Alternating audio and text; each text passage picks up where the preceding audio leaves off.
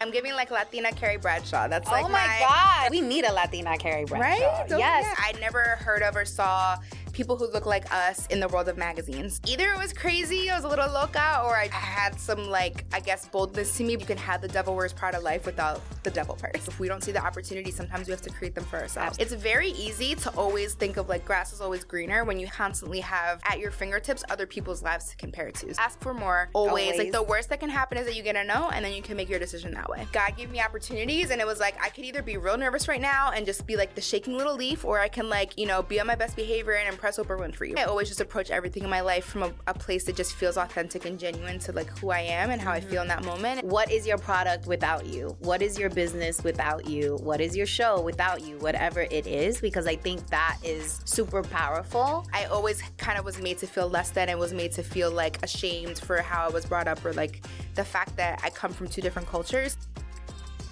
What's up, everybody? Welcome back to Banking on Cultura, where we talk about the complexity and vibrancy of Latino culture, entrepreneurship, and of course, all the bonchinche in between. Now, my guest today, we met in Napa, California over some wine. It was absolutely divine, darling. We were eating like organic food, bien bougie, just how we like it. And I was completely impressed with her because once the camera goes on her, you guys might recognize her because she kind of is on TV every morning. Maybe every morning.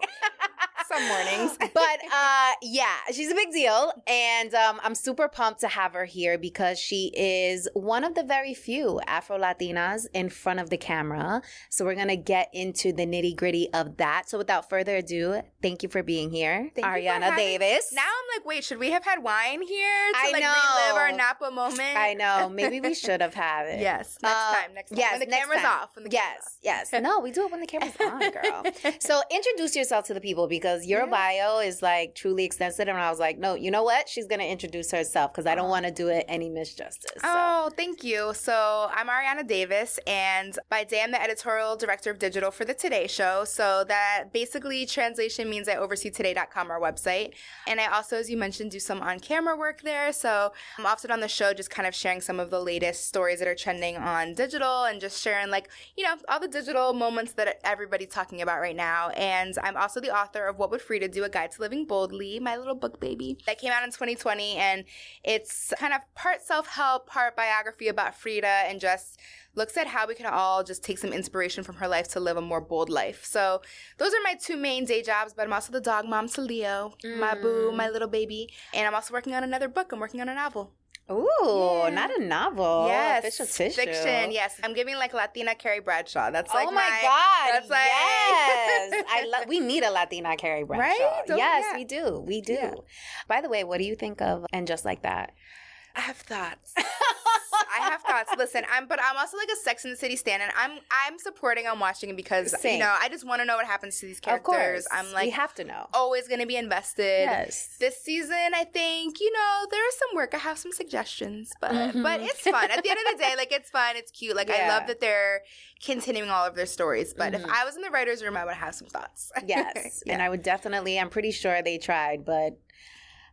Samantha's void is definitely felt. But you know she's coming back. I mean, what? Yeah, I don't know if this is airing after that happens, but she's supposed to be having like a little cameo moment later this season. So like a very brief cameo. Oh, like a phone call or something like that. Yeah, like I think it's going to be like a little small moment. Yeah. No, I don't want that. I want Samantha. We want her back, yes. Yes, the Samantha we all love. So many places to start with this because this is really interesting because now you're on the other side. Yeah, I know. Being interviewed is always yes, like, wait, you're on the other side. So talk to us about how you even landed at the Today Show. And for folks who are clueless or living under a rock, like please explain the magnitude of what the Today Show is so that they know. So if you have never heard of or aren't familiar with the Today Show, it's like I would say it's like Despierta de America, if you know, like that, it's like the American version, right? It's just kind of like morning TV, Channel 4, where you watch your morning TV and you get your news. So I guess the briefest version is I went to Penn State State, and I studied journalism there. And when I graduated from Penn State, you know, I dreamed of being in the world of magazines. That was always like my dream.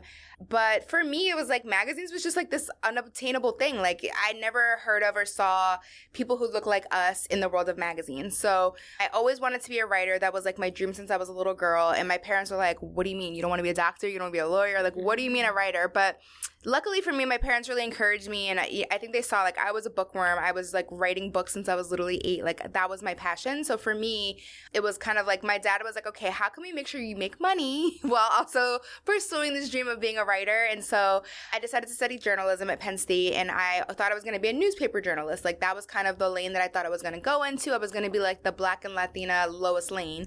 And so when I graduated from college, I was in an internship program that landed me at the New York Daily News. So I was at the New York Daily News, but I still had this dream of like, how could I break into that like glamorous world of magazines? And when I was at Penn State, actually at a scholarship dinner, the publisher of 17 magazine came to speak.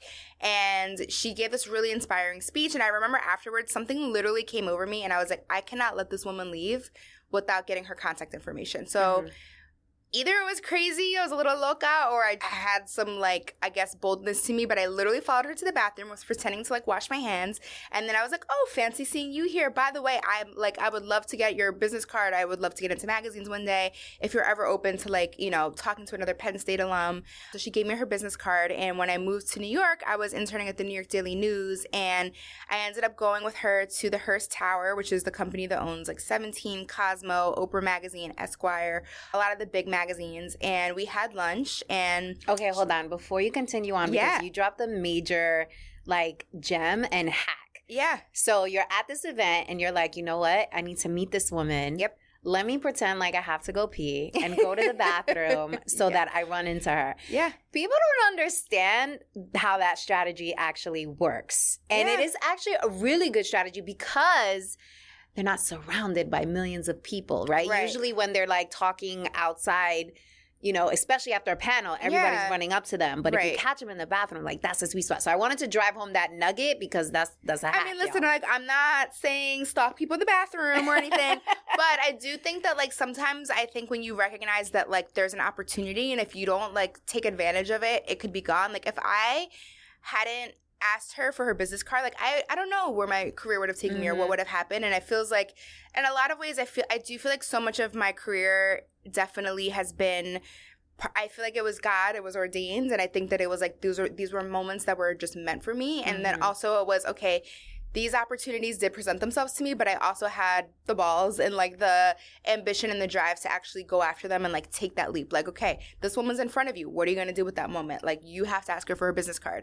So I definitely think there's been a lot of moments in my career like that were like that. And that was a game changer for me because after we had lunch, luckily she didn't think I was crazy and she kind of took me under her wing. And then when my internship was getting ready to finish at the New York Daily News, I saw that there was an internship at Oprah magazine, which was another magazine at the same company as 17, and I applied and I asked her, I was like, if there's any chance you know anyone over there and would put in a good word, like I'd greatly appreciate it. And she sent an email to a colleague of her, former colleague of hers there. Luckily that like gave them the heads up to actually like look at my application because obviously Oprah magazine, there's so many people who are applying. So that kind of helped to get my resume, I think, to the top of the pile, and I ended up getting a post-grad internship at Oprah. So that's kind of like how my whole career story began. Baby flex. Yeah, and listen, like that to me, I mean, it was the dream. It was absolutely the dream job. And did you get to meet her while you were working there? Yeah, so I did. So eventually I started as an intern and eventually worked my ass off, was also working on weekends to be able to afford living in New York on an intern salary while also paying New York rent. But, you know, I worked my ass off and eventually I became the assistant to Gayle King, who, if you're not familiar, is Oprah's best friend, but also the editor at large of the magazine. So I was Gayle's assistant for like 4 years, and that was just an amazing time because I learned so much from her about what it means to be like a boss, what it means to be hardworking, what it means to, you know, be one of the best that you can be in your business. She's also an anchor on CBS This Morning. She had a radio show. She's also a mother. Like I learned so much from her from just being her assistant, but also she's just an incredibly kind, lovely, just like nice person. And so I feel like I learned from her, you know, you can be all those things. You can have the devil wears Prada life without the devil part. So that was really just like kind of my introduction into like magazines. And hold on, before you continue. So you obviously being Gayle's assistant working at Oprah, etc. I'm pretty sure you were exposed to a lot. Yeah. So what's some like bonchinche about that like world? Because to me, when I feel like it's a whole nother world. I feel like it's like, you know, I don't really. I think that like, listen, working for Oprah and Gayle, I will only ever have the best things to say because Oprah Winfrey, everyone always asks like, what's she like in real life? And she's exactly who you see on TV is who she is in person. I learned so much from working from her, from getting to work with her, and the same with Gayle. Like, for them to be Black women in this world and doing the things that they do, like, could cry every time I think about the fact that, like, that was my first job. Yeah. So I really don't have any chisme about them, sorry. But I will say, I think that there's definitely been, like, I think because of that, one area that I started to do a lot more the longer that I worked there, and then eventually I went to work at Us Weekly. Then I went to Refinery 29 before I went back to Oprah, which we'll get to that. But I started doing a lot more entertainment journalism and interviewing celebrities and getting to kind of be in that world. And I think one of the things I definitely learned, without naming names, is that some celebrities are just not how they seem in person. Like, I think that the bigger celebrities are actually a lot nicer than you would think, and a lot of the more kind of like C-list people are the ones who are kind of assholes. So that's like, I think the one thing I really learned about being in the industry is I think that you notice that like when people really start feeling themselves, they start feeling themselves. And so that was one thing that I feel like was disappointing for me as like someone who loves entertainment and pop culture and like celebrities. Whenever somebody or their team was kind of like a little bit not nice, I'd be like, wait, but like, I really liked you, or I was a fan of you, or, that kind of thing. So that's the only gossip I got for you. We'll get some more bonchinche later. Okay, so you landed at the Today Show. Yes. And Editorial. So essentially Editorial's behind the scene. Yeah. So let's talk about Editorial a little bit, and then I want to get into how you're getting in front of the camera now. Yeah. On national television, on one of the most popular shows in the country. Just saying. We interrupt our program to bring you this important message. Ooh, this is really good. You should know about this. So I don't know about you, but I've been known to procrastinate, especially when things scare the hell out of me. The fear alone would have me stuck, overwhelmed, confused, and all types of self-doubt. And don't even get me started on the imposter syndrome. Okay. After getting laid off, not once, but 3 times, honey, I realized that the security blanket that I made up in my head was just an excuse because I didn't really want to bet on myself. The corporate benefits that had me in that headlock, girl, they went out the window once my job decided that they no longer needed me. Turns out that I'll save a whole nickel if I cut your salary completely. The truth is, the only security blanket guarantee is the one that you create for yourself. In other words, until you start a business, you will always be at the mercy of a company's headcount, and you will never have complete control over your time, which means you'll be renting out your thought leadership and helping build someone else's dream instead of your own.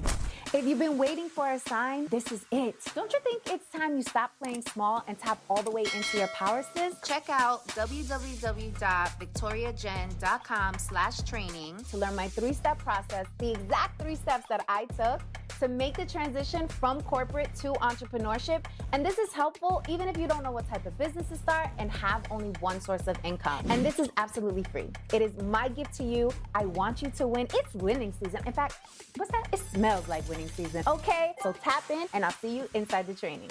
Let's go. Okay, so Editorial, behind the scenes, is it overwhelming to stay on top of like the news? Because you essentially have to stay on top of literally everything, right? Yeah, I think it can get overwhelming for sure. Like, I think, so my job is basically, think of it as like I'm the editor-in-chief of a website, which means that like, we're publishing dozens and dozens and dozens of stories every day. And, we're definitely the Today Show is more of a lifestyle site. So we're not necessarily doing only hard news, but we are doing news. If celebrity dies, if there's a big moment in that's happening in the news cycle, we're on top of it. And I have a very big team. And so it's kind of a combination of me feeling like I'm always plugged in, me always kind of wanting to know like what's the latest. And so I'm definitely always on my phone. My inbox is always full. I'm always on Slack. I'm always talking with my team.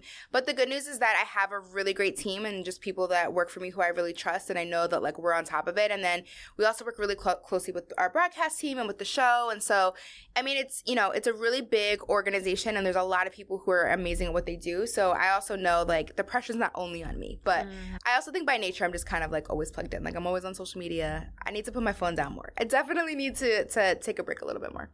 How big is your team? I think right now there's about 55 people on just like on the digital team. So yeah, so it's a big team, and that includes like we have an evening team who works out of LA. We also have a weekend team, that kind of thing. So you manage 55 people, or oversee 55 people. Wow. How old are you? I'm 36. Yeah. Oh my goodness. Yeah. So 36, overseeing 55 people, chief editor of this like massive lifestyle website. Yeah. And now you're on camera. Yeah. On one of the biggest shows, syndicated shows on national television. So how did that come about? So, that it wasn't part of the job. Like, I took the job as editorial director, and before this, I did do some on-camera stuff before. So after I left Oprah the first time, I went to Refinery 29. And if you're not familiar, Refinery 29 it's a site for millennial women. And when I was there, it was at its, like, peak. Like, it was like, kind of like it's almost like the female version of BuzzFeed. Mm-hmm. So when I was there, it was during the era where, like, Facebook Live was a really big thing. So there was a lot of shows on Facebook Live, and a lot of media brands were experimenting with doing more kind of stuff, like on Instagram Live, and just, like, experimenting with, like, streaming and things like that. So while I was at Refinery, one of the CCO there was like, hey, have you ever thought about being on camera? And I was always like, no, I'm shy. I'm a behind-the-scenes girl. Like, I would never. But I was like, sure, like, I'll try. And then, like I mentioned, one thing I love is to talk about pop culture and celebrity. So next thing you know, I was hosting a pop culture show every Friday where we would, like, drink and just talk about the latest celebrity gossip. And then I was hosting live red carpets, did the Grammys, did the SAG Awards, the Billboard Awards, and that was just like, I feel like because it was very much an experimental time, like it was like live, like the camera's on and you have to talk for 2 hours, and like you're just calling celebrities over and praying that they'll talk to you, and you're like trying to entertain an audience of like thousands of people that are just sitting at their computers like watching you. I learned how to just like wing it and just like be on camera but also be myself. And I think that because I didn't necessarily have like a broadcast journalism background, and it was more just kind of like experimenting and like just learning real time, I got to have fun and still like be myself. So after that, I did some things. I would do a lot of talking head appearances. I was on Access Hollywood and the Tamron Hall show and like a few different things. Then when I went back to Oprah again the second time to be the digital director there, I did some more on camera stuff. So then by the time I got to today, the job wasn't specifically about doing on camera, but after a while, it just made sense to start doing some segments on the show where I was sharing some of the cool stuff we were working on digital. And so it kind of just happened naturally. And so now I'm on every so often just sharing what's trending online, what people are talking about on the internet, and it's really fun. Every so often, I feel like you on there quite often. I'm like, yes, let's go. Oh, I love it. Because you really don't see a lot of women that look like us in front of the camera. So it is always like super dope. Well, look at you, girl, hosting this show. I mean, listen. But I created this platform. Yes, you know did. what I mean? Yes, and good for you, because I think we need more of that, and I think that I'm 100%. I'm always encouraging of like women and women of color. Like, I think if we don't see the opportunity, sometimes we have to create them for ourselves. Absolutely. Yeah. I'm definitely about that life. Yeah. Most of your work is consumed with other people's lives, right? Tracking them. Yeah. What are they doing? What's happening? Do you ever find yourself like losing yourself because so much of like what you do is associated and consumed with other people's lives? It's a really good question. I think there are definitely moments when I've felt that or experienced where I'm like, okay, well, I gotta like really like take a break. I'm a very big fan of unplugging. So like I think that I do a good job of just kind of staying in tune with myself, and I know like when I'm literally to the point where like if I don't have my phone in my hand, I start to feel anxious and I'm like, oh my God, what's happening? And then I'm like, okay, girl, like we got to take a break. We got to like unplug a little bit. So a couple things that I do. One is that every night when I get in bed, I literally put my phone on Do Not Disturb. I put it down and then I put it far away from me, like over on the nightstand. And I try to I usually read. I'm a big bookworm. So I'll take some time to just like read, but like just like completely unplug from like what's happening on the internet, what's happening with work, and just try to have some like me time a little bit like every night. And then I love to travel. And I think that like for me, when I travel, I like always am booking trips and trying to just like get away. And when I travel, I also try to unplug and just like put my phone away. I leave my phone on airplane while I'm out, sightseeing or on the beach or whatever it is, just to try to have some time where it's like I'm just not thinking about the news cycle, not thinking about work, not thinking about whoever's posting on Instagram, and just try to like have a little bit of like just unplugged time.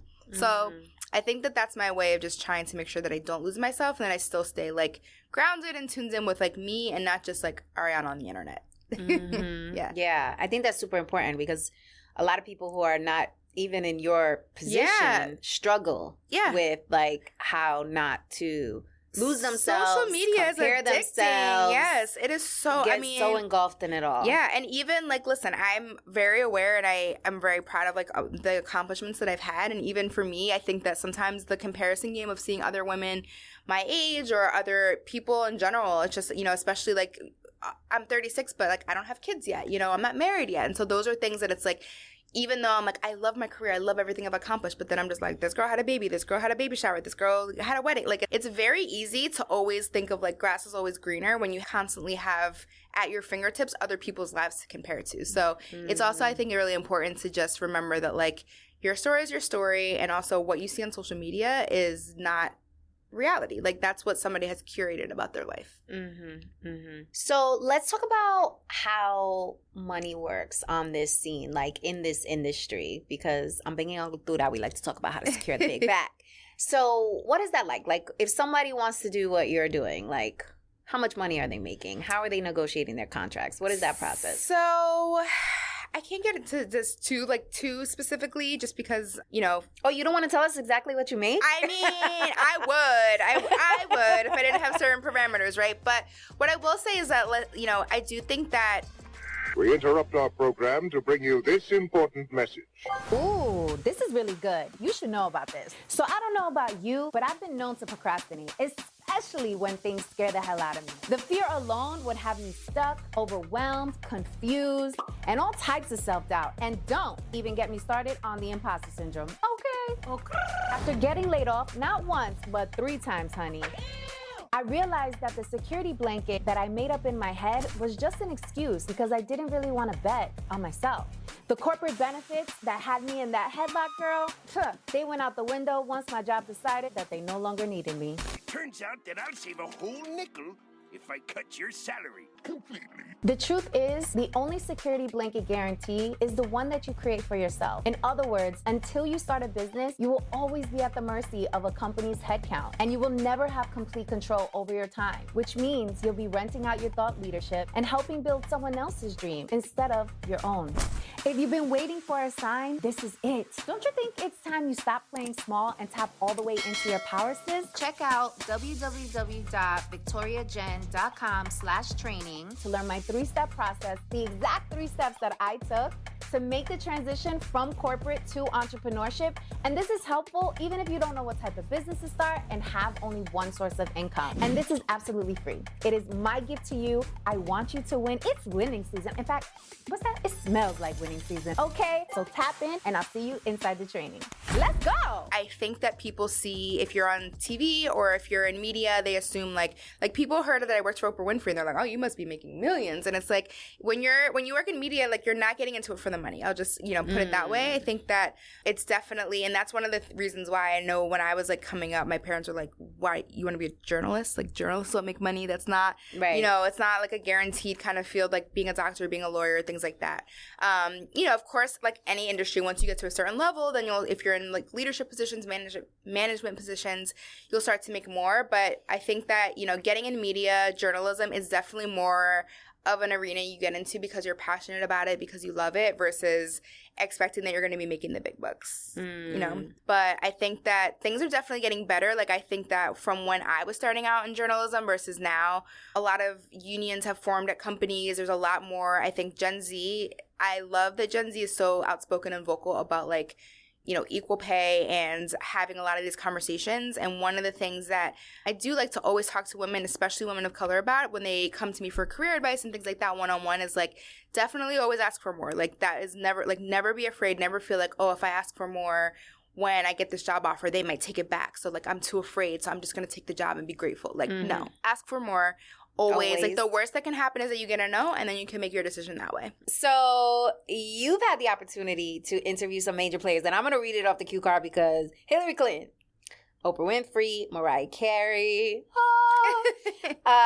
John Legend, Maluma, Will Smith, and the list goes on. So how do you prepare for these conversations, and how do you control, like, your nerves? You know, one of the interesting things I think is because my first job was assisting Gayle and I did find myself around Oprah pretty often, I had to just get over nerves real quick. Like, it was just like, there was no time. I had to just like, again, I think it was one of those things where it's like, God gave me opportunities, and it was like, I could either be real nervous right now and just be like the shaking little leaf, or I can like, be on my best behavior and impress Oprah Winfrey, right? Like, as a young assistant, like just breaking into the industry. So I think that like, because that was like my baptism by fire, literally as an assistant, just like being around that level of person, I think that really helped me to also realize, like, at the end of the day, Oprah was someone I idolized. I grew up watching her show. I grew up watching her interviews.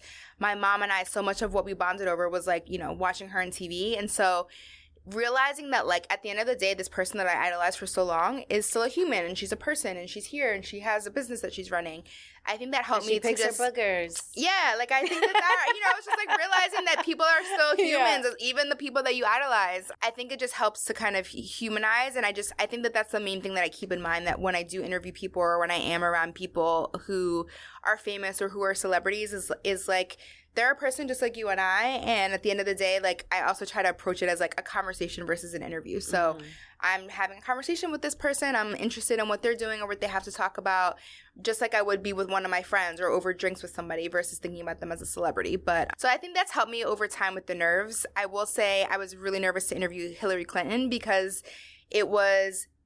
So I was one of the first interviews that she did after losing the election, and she had just released her book, and I mean, it's Hillary freaking Clinton, and also like, so much of what we talked about was relating to the election and just politics, and it was just a very important interview. So that was the one I think I was the most nervous for, because it was just like, I was just like, all of the accolades and everything that is associated with who she is as a person. It was just like, this is the kind of interview that you don't want to mess up. So that one I was definitely nervous for. Okay, so a couple of more tips on how people can break into the industry, and then I want to transition to entrepreneur. How can we give them tips for getting press? So if someone wants to break into this industry, they want to be on television, they want to be in front of the camera, top 3 tips. See, so the thing is, for me, I think that, like, my trajectory was more non-traditional because I did come kind of through editorial, and the on-camera stuff just happened. But what I will say is, I think that especially if you're young now and like this generation, I think that social media is literally at your fingertips. And so, like, you can literally get yourself out there. You can market your own self. You can also use your own social media platforms as your portfolio. So 10, 15, 20 years ago, like, we didn't have that option, right? But now it's like, you can build your own following. You can prove that you're good on camera. You can prove that, like, you have interesting things to say, literally from your platforms that are just at your disposal. So I definitely think one big tip would be using social media to your advantage. I definitely think 100%, especially in media, in the world of like TV, journalism, digital media, who you know is definitely important. That saying of like, it's not what you know, but who you know. What you know is definitely important, but also who you know. So not being afraid to make connections, not being afraid to reach out to somebody. If it's not in the bathroom, maybe it's like, in an Instagram DM, or it's on LinkedIn, or if you do see networking events that are in your area, like not being afraid to go, even if you go alone. I remember being 21, 22, and seeing networking events and being like, why? How could I go by myself? But just really forcing myself outside my comfort zone and like meeting people, going to things, events like we went to in Napa, and like even if you don't know anyone, being open to meeting people. I think that's so important. I think that it's just like anything. Like, I think practice and just like not like knowing that you have to hone your craft, and also realizing that like you're gonna have to work your ass off, just like any industry. It's not just about, looking cute or having a personality and thinking that like you can just end up on camera or that you can work for any brand. It's also knowing that like you're gonna have to grind and really work your way up. And it's easy for me in this interview to kind of summarize my whole journey, but it's taken me 15 years to get to this point. And that even is a lot faster than it is for a lot of people. So realizing that like it's gonna take time and grind and hustle. And I also think the other thing for people to keep in mind is that our world is always changing. And so right now, TV is around. 5 years from now, what is media going to look like? Like, we were talking about Twitter for so long. Now it's X. Like, it's just so many things changing at such a fast rate. So I think also just being flexible and knowing that, like, this industry is definitely evolving literally by the second. So being flexible in that way. Yeah. And also adaptable. Because you're course. going to have to... Right. Ebb and flow with the industry. Yeah. One of the things that was interesting when I was inviting you on Banking on Cultura, and we were talking about our conversation, you told me you had a whole boo thing. And I was like, oh, we had a boo thing. And you've actually kept your boo thing on the low purposely. So why? And how has that been helpful? Because, you know, you are in the public eye. Yeah.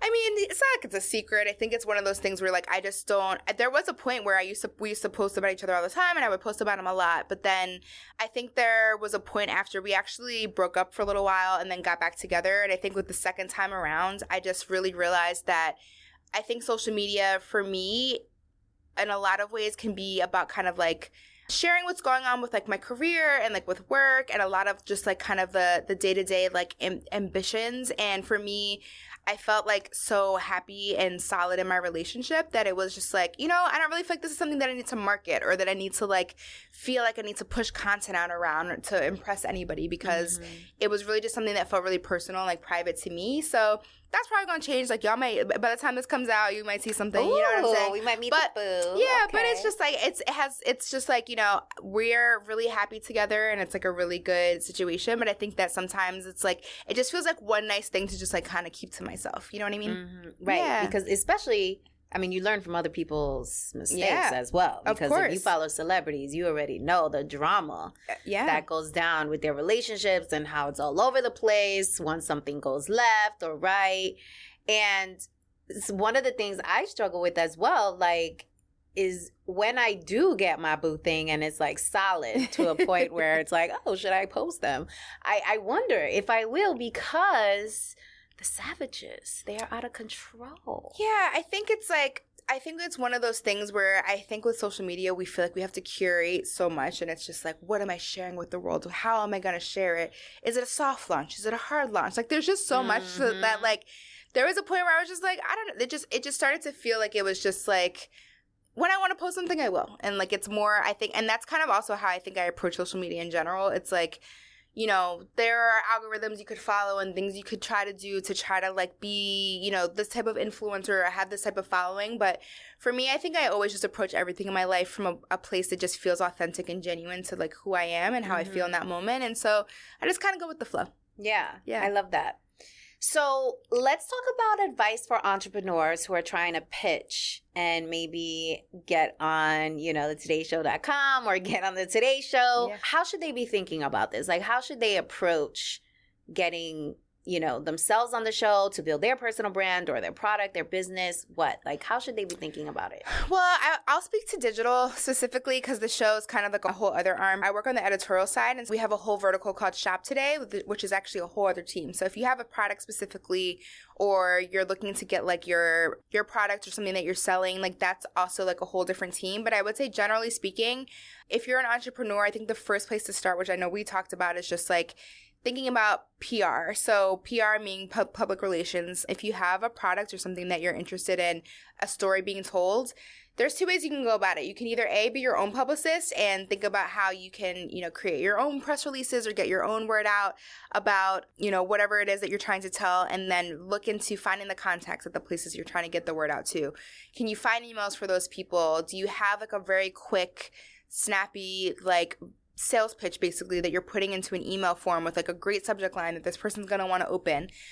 Or do you want to hire somebody who can do that for you? There's plenty of PR agencies, a lot of publicists who literally do this for a living, and their whole job is literally to just like kind of take that off of your plate and figure out, okay, here's your product, or here's your story, or here is whatever it is that you're trying to get out there. Here's kind of the strategy of how we can go about doing that. So I think the first, you know, place that you want to think about is just like your marketing and your PR strategy. If you're specifically really looking to get on a show or get in a magazine or get into like a publication. Okay, so hire a PR team. Or you could think about doing it yourself and, you know, figuring it out that way. I think that the interesting thing too about the time that we're living in is like everything, so much of this information is like, you can literally go on TikTok, you can go on YouTube, and you can literally figure out for yourself how to write a press release, right? So like, you know, it's like kind of basic format. Like you want to have a really like catchy subject line. You want to make sure that you're like doing your research to find the contact, find the emails. So let's use Banking on Cultura as an example. Yeah. What should be our catchy line? Well, I think that like the one thing to think about is like what would you say? I'm gonna press you here. What would you say sets your show and your concept apart from, you know, there's a lot of podcasts out there. There's a lot of podcasts out there for Latinas. So, you know, what would you say sets your show apart from the others out there? And this is a good question for anybody with any products or anything that they're trying to pitch. What would make the Today Show or Oprah Magazine or Esquire Magazine or whatever publication out there or show or whatever think, okay, this particular show has something special? So I would start with the fact that we focus on cultura, entrepreneurship, and monchinche. So there's an opportunity for edutainment type content, right? So it's not super boring where people are just like, oh my God, like I'm at school. Yeah. Where they're actually on the edge of their seats and feeling entertained as they are learning. So I think that's important because there's a huge gap in the market in terms of Latino-centered content that focuses on entrepreneurship specifically. So that's one. Two, the caliber of my guest. My guest, obviously. I mean, hello, we have you on the show. No, but seriously, they're all people who are super relatable, authentic. They have to have personality to them. So I think that is super important. Like you won't come to Banking on Cultura and you will find a lot of fluff. You'll find a lot of authenticity and a lot of heart-led type content coupled with the educational piece. The fact that we speak in fluent Spanglish is a key differentiator. And if you look at the data, I literally feel like I'm pitching right now. I know. If you look at the data. Tell me. Yes, Victoria, tell me. If you look at the data, most Latinos prefer to consume content that is English, in English, number one, but where they are able to see infusions of their culture throughout the content, which we are doing through the language. What they also prefer to see and where they make purchases is when they see someone who looks like them on front of the screen. So I think all of those three major components sets us apart, and the fact that we really like to make sure that whoever is watching is not only walking away with tools that they can use and apply to their lives immediately, but that they feel good about their Latinidad and they feel powerful and they view it as a competitive advantage versus an Achilles heel. So that's a long kind of drift. So help me, like, how do I pinch that up so that people like get it and they're like, yeah. Yeah, I think that there's two things. We interrupt our program to bring you this important message. Ooh, this is really good. You should know about this. So I don't know about you, but I've been known to procrastinate, especially when things scare the hell out of me. The fear alone would have me stuck, overwhelmed, confused, and all types of self-doubt. And don't even get me started on the imposter syndrome. Okay. After getting laid off, not once, but 3 times, honey, I realized that the security blanket that I made up in my head was just an excuse because I didn't really want to bet on myself. The corporate benefits that had me in that headlock, girl, they went out the window once my job decided that they no longer needed me. Turns out that I'll save a whole nickel if I cut your salary completely. The truth is, the only security blanket guarantee is the one that you create for yourself. In other words, until you start a business, you will always be at the mercy of a company's headcount, and you will never have complete control over your time, which means you'll be renting out your thought leadership and helping build someone else's dream instead of your own. If you've been waiting for a sign, this is it. Don't you think it's time you stop playing small and tap all the way into your power, sis? Check out www.victoriajen.com/training to learn my 3-step process, the exact 3 steps that I took to make the transition from corporate to entrepreneurship. And this is helpful even if you don't know what type of business to start and have only one source of income. And this is absolutely free. It is my gift to you. I want you to win. It's winning season. In fact, what's that? It smells like winning season. Okay, so tap in and I'll see you inside the training. Let's go. So one is, I think that you can definitely pitch your show, right? You can pitch the show and pitch it as, you know, if your audience is interested in a show that is gonna educate them on entrepreneurship while also giving them lots of laughs and lots of chisme, then, like, you know, this is the show for them. here's, when it's airing, here's some of the star-studded guests that you can expect. Like, really just kind of selling the straightforwardness of the show and just trying to get the show out there. But then the other thing that I think a lot that's really helpful to think about is you're the face, right? So you're the face of your show, you're the host, and so also pitching yourself as an expert. So I think a lot of times shows, magazines, websites, they're looking for experts for stories. So let's just say that, we're working on a story for Hispanic Heritage Month about, podcasts that you should listen to right now. And like, maybe we want to talk to an expert who could give us some recommendations. Like, talking to you as a host could be an idea. Or if we're working on a story about entrepreneurship or how to start your own business, like pitching yourself as an expert and somebody who can speak to different topics so that you can be kind of providing a service for like whatever media outlet you're talking to, but you're also then plugging your show. So we spoke to Victoria, who gave us XYZ great quotes. And by the way, she's a host of Banking on Cultura. And then that's literally kind of like also plugging. So I think there's two ways for entrepreneurs to think about it. One is like your actual product that you're selling or your thing that you're trying to promote. And then also how to promote yourself and think about getting your own self out there as like a business owner or the founder or the face and getting in that way. That's really interesting because I literally steered away from mentioning myself as a key differentiator on purpose because so many people have challenged me to think about, okay, outside of you as the host, Victoria Jenn, like, why is Banking on Cultura a thing? Why should we be paying 100%. attention? Yeah. And for anyone who's tuning in, like, you have to think about that. Like, what is your product without you? What is your business without you? What is your show without you? Whatever it is, because I think that is super powerful. But then to your point, I guess it depends on who's your audience and who you're talking to and how, like, what is the best way to give you the most leverage. Inserting yourself and your expertise and your charisma and your personality and your energy and your badassery. Should I keep going on? But no, seriously, like, making sure that you understand that you are a key asset in the whole scheme of things. Exactly. Yeah. And I think that's a really good point. I think like business strategy wise, you definitely want to think about, making sure that your idea or your product or whatever it is that you've started has a long life. Like no matter, one day you might step down and you won't be involved anymore, or you sell it or whatever it is. So that's definitely important to think about. But I think in the moment of like trying to promote it and getting the word out there and trying to get that placement in different media outlets and trying to get promotion, I think that you shouldn't be afraid to lean into yourself as like a face for sure. Yeah, I love that. Okay, so let's get into the Talk That Talk segment. Ooh, Talk That Talk. So, Afro-Latina, on camera. Do you speak Spanish fluently? Spanglish. You speak Spanglish. See, this is why. This is our fluent language here. So, what do you think about the stigma that is associated with Latinos who don't speak Spanish and how the community views that? I have so much to say on this topic. So for those who don't know, my background is my dad is African-American, grew up, born and raised in Baltimore. My mom is Boricua, so my mom's Puerto Rican. And I grew up in Maryland. I grew up outside of Baltimore where there's not a lot of Latinos. And so for me, I grew up mostly I understood Spanish because whenever I was visiting my mom's family in the Bronx or if we went to Puerto Rico or when I heard my mom on the phone, I would always hear her speaking Spanish. And a lot of times she or my family would speak to me in Spanish and I would just answer in English. And obviously my dad doesn't speak Spanish. So growing up, we didn't really speak a lot of Spanish in the house. And so I feel like it wasn't until I got a little bit older and then there was that kind of moment of like my Latino friends that would tease me and they'd be like, oh, you're not really Latina.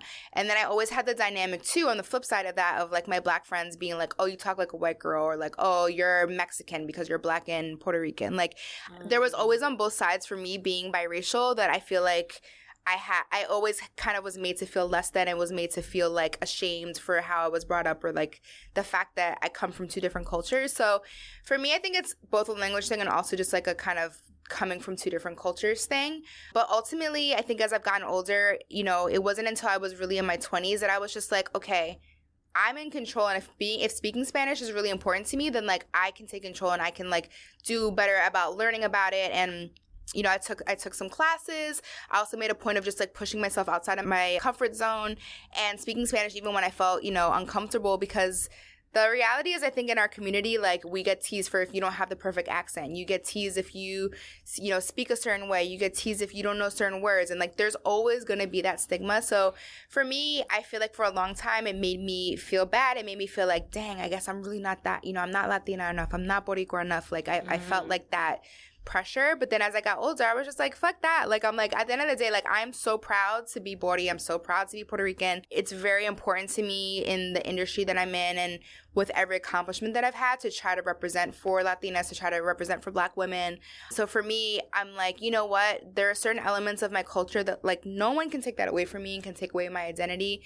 And at the end of the day, it's language, right? But that doesn't represent everything about our culture. So I definitely think it's something that's become more important to me as I've gotten older. And I know that if I do have kids one day, like, I want to make sure that they speak Spanish. And it's not something that I blame my parents for. It's just like the situation that we grew up in. And I think a lot of, like, second and third generation Latinos also feel the same way. It's like, if you grow up where you grow up and you're not necessarily speaking it at home, it's kind of just like, it just happens. And it's not something that I feel we should have to shame each other for. Mm-hmm. It's one of those things that is being used as like a divider within the community when we have way more bigger fish to fry. Now, don't get me wrong. It's super important to cultivate the language. Like, that is a part of our identity as a community, right? And listen, the TikTok girls are teaching me, they're like, at the end of the day, it's the colonizers' language, right? So it's like, this isn't even really the language we spoke in the first place. And like this, just because some people from Spain came over. But at the end of the day, it's like, obviously, it's like it's our shared language. And I think that, I feel like there's a lot of, we're kind of called the Yo Sabo kids, right? Like, this is like the thing I think with social media that is an upside, is that I feel like I've made friends with girls on Instagram who also are like me, who are Latina, who don't speak perfect Spanish, and they'll post about it, and I'll be like, oh my God, me too. And then next thing you know, we're like all kind of like vibing with each other and sharing our experiences. So I feel like social media can get a bad rep, but that's one of the things that I feel like I've definitely seen is like, you can also kind of find your little corners of the internet. And there's a couple other girls, I don't know if you know Maya in the Moment. She's like, she was also, oh no, that sounds was, so familiar. Yeah, Maya Murillo is her real name, but she's Mexican, and when she was at BuzzFeed and then now as an influencer, like, did a lot of content about being like Mexicana and not really speaking a lot of Spanish. And I remember just being like, wow, like, I think she was the first person that I saw who like really spoke about this. This was like years ago. I saw she did something on YouTube, and then I was just like, oh my God, I relate to that. And so it also made me feel a little bit less alone. So I think that the stigma has definitely been removed a little bit, I think, around this topic, especially as like more and more kids are growing up and not necessarily speaking Spanish, but it's still definitely a thing. Yeah, totally. We still have a ways to go. Yeah. But my hope is with shows like Banking on Cultura and having these super candid and raw conversations about stigmas that exist in our community, we can begin to unpack and we can begin to, educate abuelo, a tías, a tíos about, hey, it's okay if I speak Spanglish. Like, stop pressing me. 1,000%. There's so many bigger issues that we could be worrying about right now. Like, so many things. But I think but at the end of the day, it's what's important to you and like what makes you feel connected to your culture. And so if speaking Spanish is like one of the most important things, then you can also do things about that. You can take the lessons, you can learn. Don't be afraid to learn. Don't be afraid to practice. All the things. Yeah. All right. So where can people like learn about you and follow you so they can pick up the book you have right now and also get this novel? Yeah. So I'm on Instagram at Arianna GAB. That's Arianna, 1 R, 2 N's. And you can, that's probably the best place on Instagram. I also have a website, ariannadavis.com. You can head there, but basically what we're free to do is available wherever you buy your books, Amazon, Barnes & Noble, etc. And then my novel is still a work in progress, but hopefully by the time this airs, I will have some more news to share. I would love that. Yeah. And then I would love to read it and then have you hope back you on will. because the Latina Carrie Bradshaw, hello.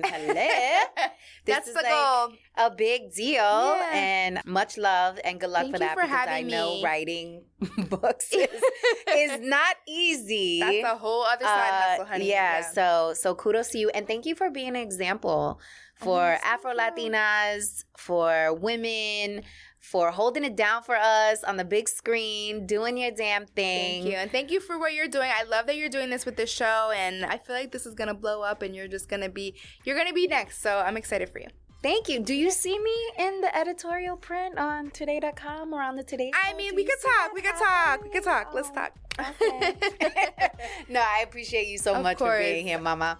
All right, guys, that's a wrap for today's episode. Make sure to tune into the next one. Leave your reviews. Let us know what you think about the episodes. Make sure to subscribe if you're watching us on the YouTubes. Make sure to download us if you're over on the audio streaming platforms. We taking it all, okay? We're taking video and we're taking audio by storm. So we need you guys to like literally support and attack all fronts so that the Today Show comes and knocks on our door, okay? That's how we doing things. No, but thanks so much for being here, guys. Until next time.